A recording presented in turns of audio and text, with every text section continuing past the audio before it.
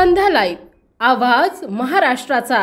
नमस्कार, मी गौरी, आपण पाहत आहात संध्या लाईव्ह। आज पावसाळी अधिवेशनाच्या चौथ्या दिवशी सकाळीच विधान भवनाच्या पायऱ्यांवर प्रचंड गदारोळ पाहायला मिळाला। विरोधकांनी नीट परीक्षेबद्दल फलक दर्शवले आणि महायुतीतील नेत्यांनी सरकारच्या लोककल्याणकारी योजनांबाबत सरकारच्या बाजूने फलक दर्शवले। पाहुयात महाविकास आघाडी विरुद्ध महायुतीचा गदारोळ। नमस्कार, आपण पाहताय संध्या लाईव्ह। मी आहे आज विधान भवन परिसरामध्ये। आज अधिवेशनाचा चौथा दिवस।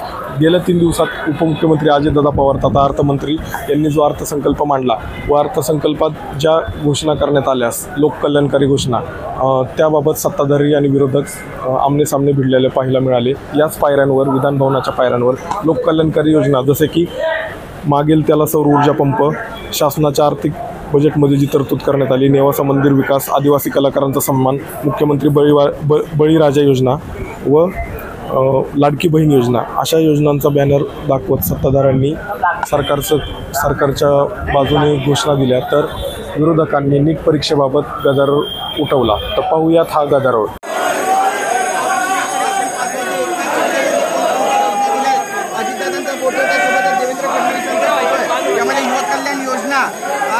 अन्नपूर्णा योजना, लाडकी बहीण योजना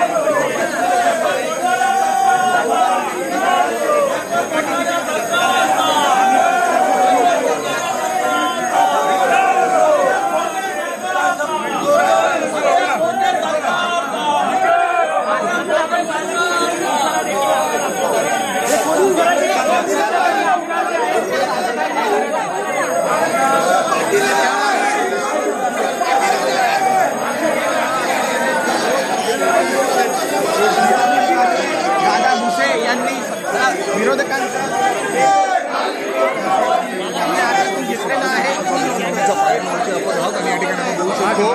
सत्ताधाऱ्यांनी विरोधक आमने सामने आलेले आपल्याला पाहायला मिळतात आणि